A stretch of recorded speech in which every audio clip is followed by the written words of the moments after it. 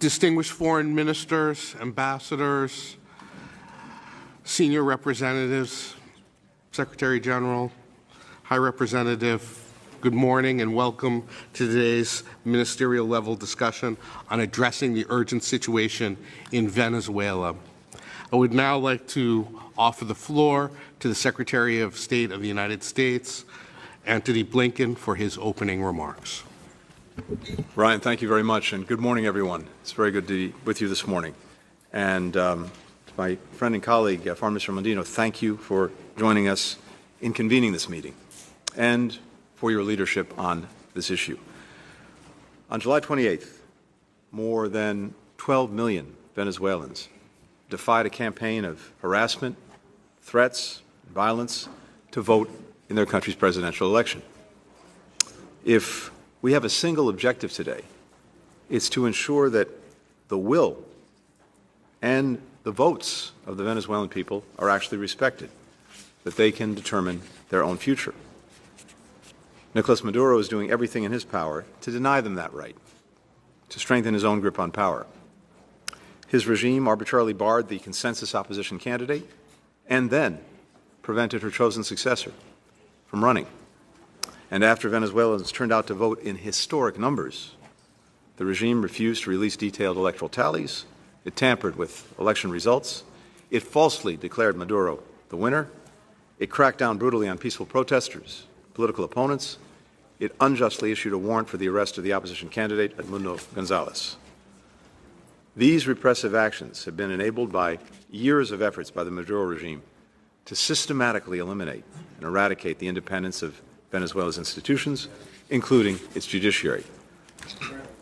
The world knows about Maduro's abuses because of the thorough and impartial documentation of international NGOs, multilateral and regional organizations, and brave local journalists, human rights defenders, poll workers, citizens.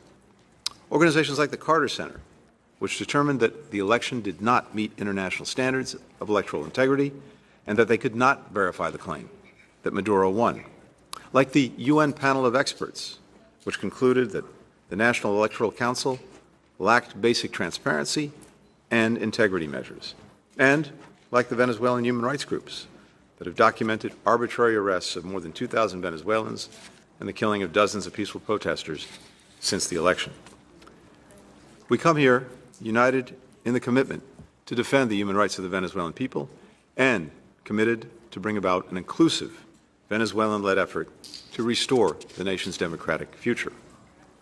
That means insisting that Maduro engage in a direct dialogue with Venezuela's united democratic opposition that leads to a peaceful return to democracy. The United States and its partners stand fully ready to support this process. Our ability to stay united in this effort is crucial. That's the lesson of the Barbados Agreement, which created the conditions for a competitive election on July 28th.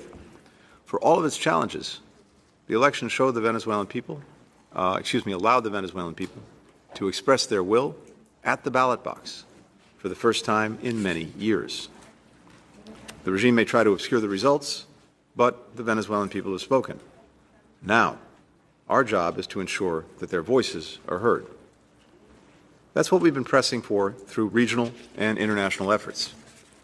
Weeks after the election, members of the Organization of American States adopted by consensus a resolution insisting the regime respect the human rights of the Venezuelan people and calling for the protection, the preservation, and the impartial review of election results.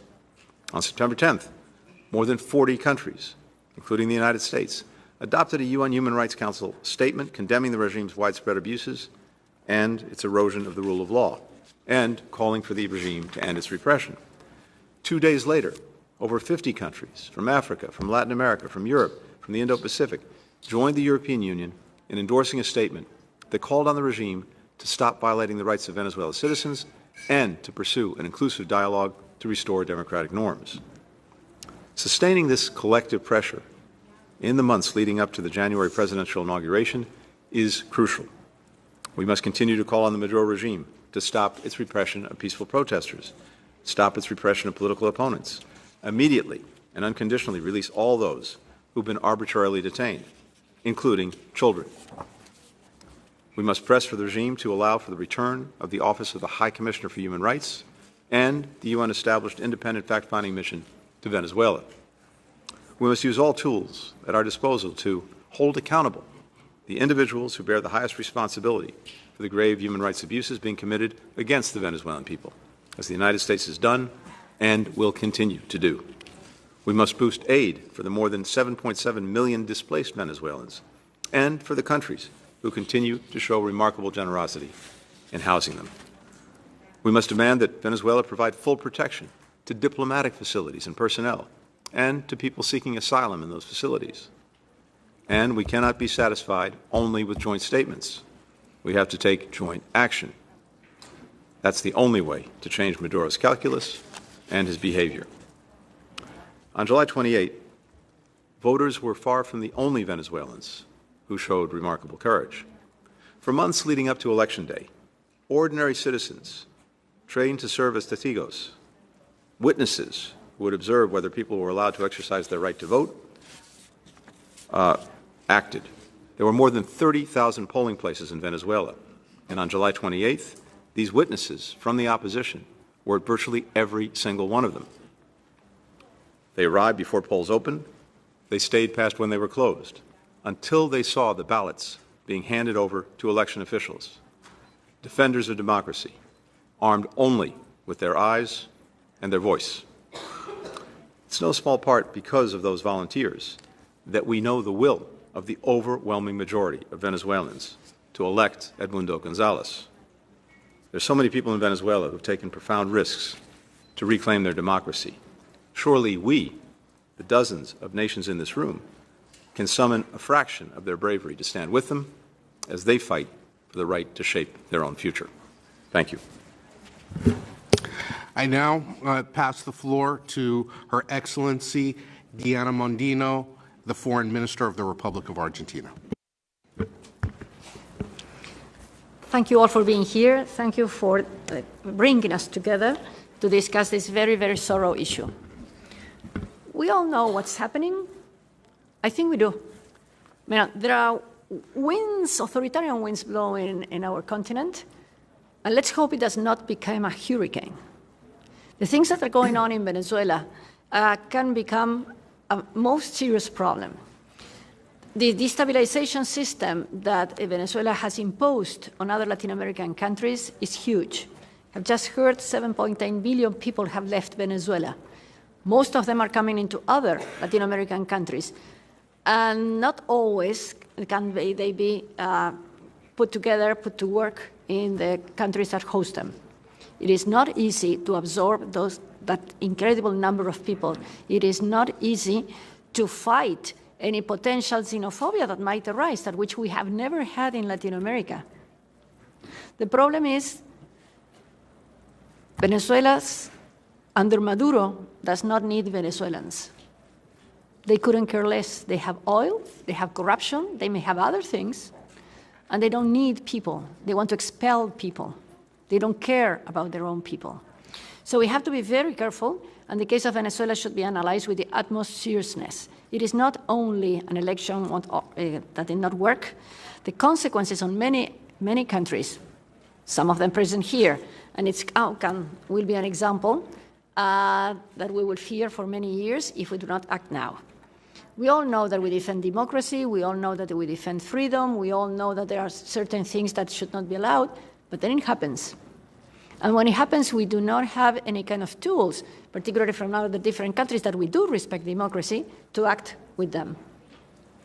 I can tell you what Argentina has done and to help the Venezuelans that already are in Argentina, but that's not much that we can do. We have approved a special regime for migratory regularization for the people that have left Venezuela, and some of them have been living in Argentina for 10 years now. Their children left Venezuela being babies. They do not have any kind of documents. They cannot become part of we are trying to have them become part of the formal labor market. But it is very difficult because they don't have the paperwork from their original country. We are preparing also a list of officers and persons linked to the Venezuelan regime that will be banned for entering our country. You could probably do the same. And well, maybe they have beautiful beaches in Venezuela. They may not even need to leave Venezuela. Or there may be other rogue countries that will take them, or their families, or their money, or their operations. How do we go without that? So I don't know how to change from words to action, because I'm not really sure what actions should be taken. Maybe it's something that we could discuss, but in the face of intensification of political repression, we've mentioned dead people, we mentioned imprisoned people. Everybody who knows of Venezuela knows that everybody is having actually serious problems in having access to basic services. On our side, we have urged the International Criminal Court to request a pretrial chamber to issue eventually, if they think it's correct thing to do, to issue arrest warrants on Nicolás Maduro and other regime leaders. And that's in the framework of an ongoing investigation that has been going on for at least 2 years now. We have followed a request after a, may I say, a courageous ruling from our own federal justice, which ordered, under the principle of universal jurisdiction, the immediate arrest for crimes against humanity for dictator Maduro, Diosdado Cabello, and more than 30 other agents of state repression. May I say that in the last 2 years, we have been taking witnesses to come and explain what has happened to them.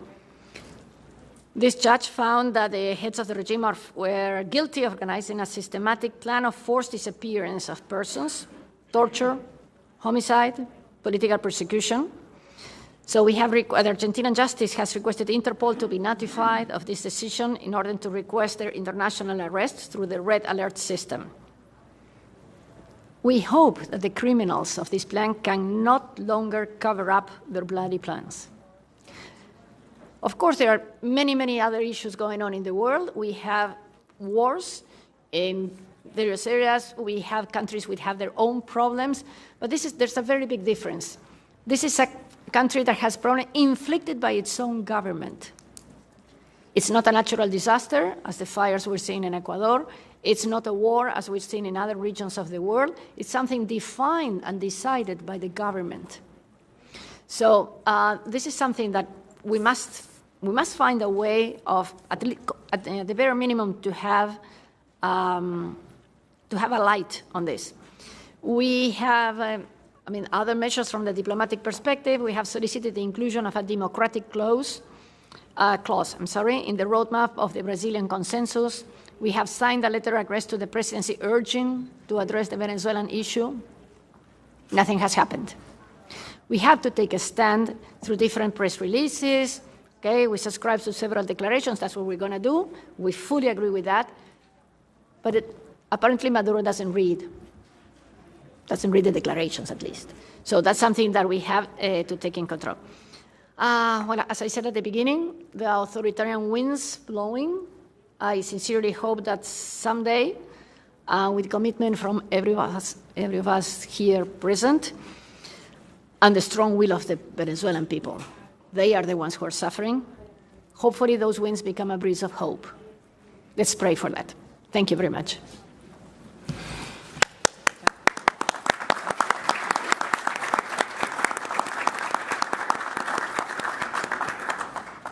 Now ask that the members of the press retire.